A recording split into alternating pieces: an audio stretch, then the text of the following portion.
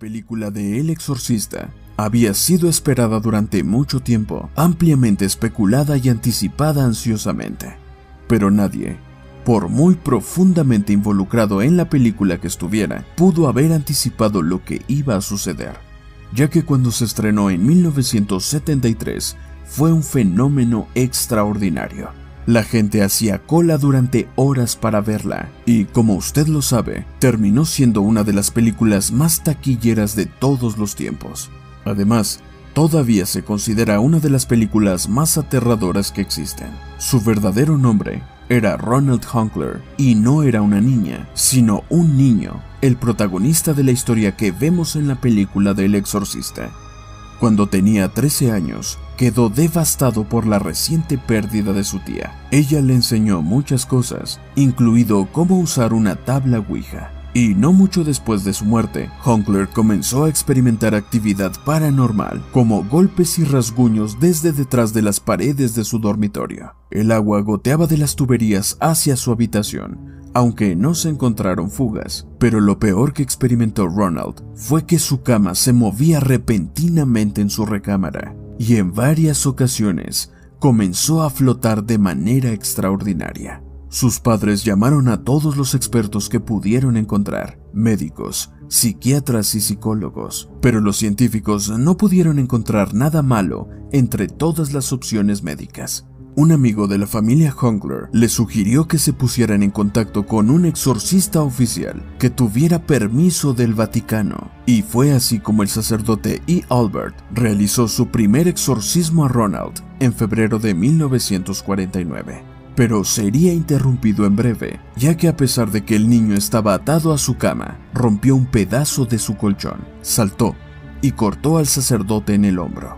Días más tarde, aparecieron marcas de arañazos por todo el cuerpo de Ronald, y una serie de heridas en su piel deletreaban la palabra Lewis, lo que la madre de Ronald tomó como una señal para buscar ayuda en St. Louis, y así, varios sacerdotes y asistentes más intentaron ayudar.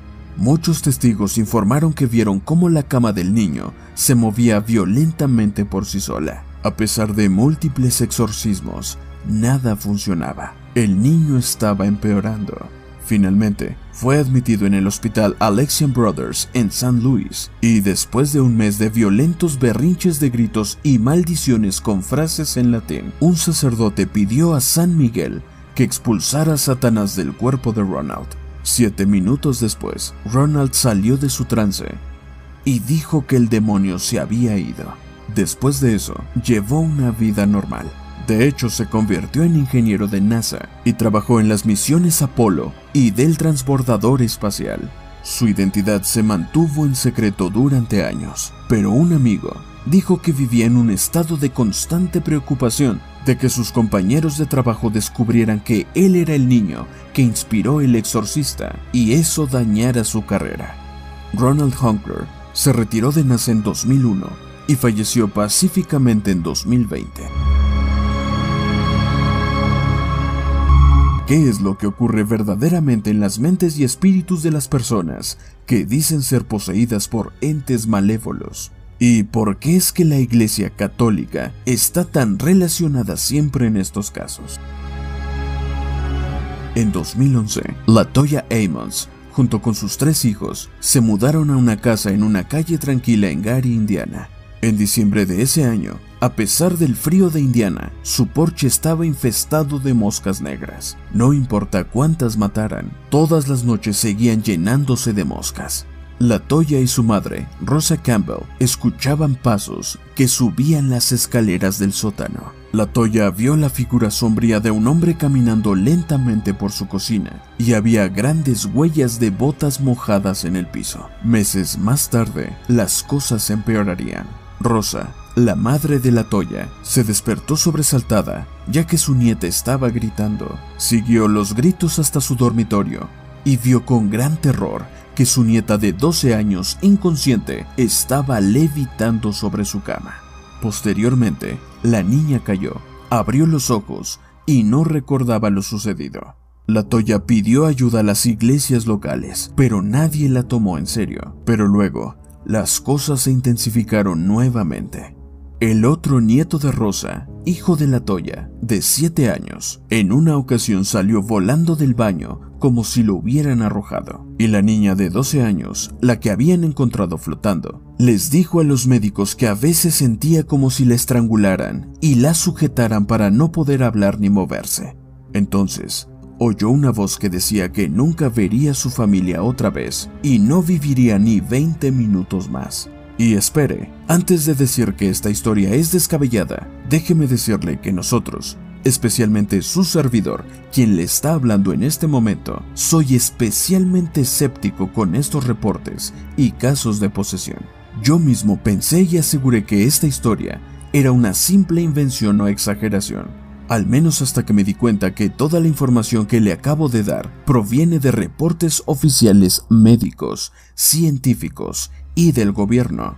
Reportes que en estos momentos está usted viendo en pantalla, los cuales, como se irá dando cuenta, están censurados por el gobierno en varias partes. Ellos nos señalan que, frente a testigos médicamente capacitados, las cosas también se pusieron peor. Parecía que cualesquiera que fueran las fuerzas demoníacas que había en la casa de Latoya Ammons, se adhirieron a sus hijos mientras los examinaban en el consultorio del médico.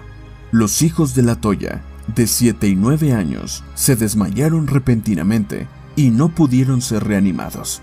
Llamaron al 911 y los niños fueron llevados rápidamente en ambulancia al hospital. Cuando despertaron, la niña de 12 años parecía estar bien, pero el de 7 años se retorcía y gritaba. Se necesitaron 5 hombres para sujetarlo. En ese momento, alguien en el hospital pensó que este comportamiento era el resultado de un hogar problemático o que en su madre, Latoya, había una enfermedad mental. Y es por eso que llamaron a servicios infantiles. El caso fue asignado a Valerie Washington, quien pidió al hospital que examinara a la familia, encontrando que Latoya y sus hijos estaban sanos y sin marcas físicas ni moretones. Un psiquiatra del hospital dijo que la madre estaba en su sano juicio, pero cuando los médicos de Washington hablaron con el niño de 7 años, se le pusieron los ojos en blanco y gritó lo que ve en pantalla. Y luego se abalanzó sobre su hermano. Lo que pasó después realmente sacudió al hospital. Según el informe oficial del Division of Child Support, o DCS, el cual seguimos viendo en pantalla, el niño de 9 años tenía una sonrisa extraña en su rostro, y luego, mientras sostenía las manos de Rosa, caminó hacia atrás por una pared y hasta el techo, luego se dio la vuelta y aterrizó de pie. Esto fue presenciado por una enfermera que corroboró el evento en el informe, el cual, por cierto, usted puede consultar haciendo clic en el vínculo en la descripción de este documental. Valerie Washington decidió que hasta que pudiera descubrir qué estaba pasando, DCS debería tomar custodia a corto plazo de los niños. Mientras tanto, el capellán del hospital se puso en contacto con el reverendo Michel Maginot y le pidió que entrevistara a la familia y realizara un exorcismo si pensaba que los demonios los estaban poseyendo. Cuando el reverendo Maginot fue a la casa, se dio cuenta de que las luces parpadeaban sin motivo alguno y las persianas empezaban a moverse. También vio huellas mojadas en el piso. Maginot se convenció de que había fantasmas y demonios en la casa y que ahí había una especie de portal a algún lugar. Una semana más tarde, la agencia de servicios infantiles pasó al domicilio con agentes de policía para comprobar el estado del hogar. Encontraron que la casa estaba limpia, tranquila y con abundante comida. El capitán Charles Austin, un veterano de 36 años de la policía de Gary, no creía en demonios cuando entró a la casa, pero sí cuando se fue. Los oficiales tomaron fotografías de la propiedad y vieron figuras fantasmales en las imágenes. Esta es una de esas fotos. Sabemos de la baja calidad, pero consideremos que fue tomada con un teléfono de gama baja del 2011. Esa silueta no estaba ahí a simple vista, solo se veía en la cámara. El reporte, insisto que oficial de la policía, dice que en ese momento la radio y toda la electrónica del auto dejó de funcionar, aunque mecánica y electrónicamente todas esas cosas estaban perfectamente bien. Posteriormente, el reverendo Maginot hizo su teatro en la casa, preparó las cruces, el agua bendita, los rosarios y realizó un exorcismo a la vivienda. Después de hacer esto en 3 ocasiones en diferentes fechas, los sucesos paranormales cesaron. Todo volvió a la normalidad y los servicios infantiles devolvieron a los niños al hogar, bajo la condición de que no se hablaría más de demonios o posesiones. El sacerdote Immort, famoso exorcista del Vaticano en quien también se inspiraron para hacer una película, dijo que menos de la mitad del 1% de las personas que lo contactaron estaban realmente poseídas y que reduciría aún más ese número. La gran mayoría, aseguró, son trastornos psiquiátricos y menos del 1% son realmente sucesos inexplicables. Una declaración, debemos decir, demasiado franca, a pesar de que el Vaticano obtiene gran fama con estos incidentes. Sin embargo, aunque el exorcismo suele estar relacionado con la Iglesia Católica, el concepto de posesión demoníaca y la expulsión de los demonios se remonta a miles de años, al comienzo de la civilización humana. Los antiguos babilonios creían que los demonios o espíritus malignos eran responsables de enfermedades y desastres naturales. Se realizaron rituales de exorcismo para expulsar a estas entidades y restablecer el equilibrio del mundo. Y el proceso de exorcismo en la antigua Babilonia era complejo y peligroso. Los antiguos egipcios también utilizaban el exorcismo para ahuyentar a los espíritus malignos. Y uno de los métodos más comunes implicaba el uso de un hechizo llamado Heka, y esto lo realizaba un sacerdote que recitaba una serie de encantamientos y hacía ofrendas a los dioses. Luego, el sacerdote colocaba sus manos sobre la cabeza de la persona afligida y ordenaba al espíritu maligno que abandonara el cuerpo. Posteriormente, se le entregaban amuletos al afectado para que lo usara como protección contra futuros ataques. Durante la Edad Media, el exorcismo se hizo aún más popular. La Iglesia lo vio como una forma de combatir la herejía y proteger a sus seguidores de la influencia del diablo, además de cobrar buen dinero por esos servicios. El exorcismo alcanzó su punto máximo durante el Renacimiento, cuando los juicios por brujas estaban en su apogeo. Mucha gente creía que las brujas estaban aliadas con el diablo y que el exorcismo era la única forma de librarlos de su mala influencia. La práctica comenzó a declinar cuando la gente empezó a cuestionar la autoridad de la Iglesia. Y es que muchos científicos y filósofos vieron el exorcismo como una práctica supersticiosa sin base científica. Pero esta práctica no desapareció por completo. El exorcismo se ha realizado de una u otra forma a lo largo de toda la historia. Probablemente, en su etapa más primitiva, fue la forma más antigua de psicoterapia. Hipócrates, el padre de la medicina occidental, empezó como exorcista, para posteriormente basar sus tratamientos en la observación y no en la magia. Pero, ¿todo esto es real? Bueno, depende de lo que usted considere real. ¿Usted cree que los demonios son reales? Si es así, entonces el exorcismo podría ser sin duda una solución real. Pero si no, definitivamente podríamos decir que la ciencia nos dará la respuesta algún día, incluso a los casos que actualmente nos parecen inexplicables.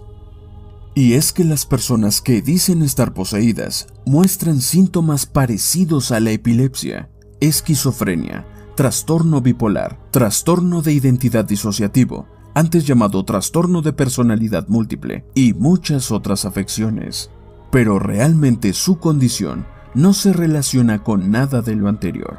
Es por ello que a veces, tal y como vimos en los casos anteriores, los exorcismos sí funcionan. ¿Pero por qué? ¿El ritual de exorcismo en realidad se trata de un efecto placebo?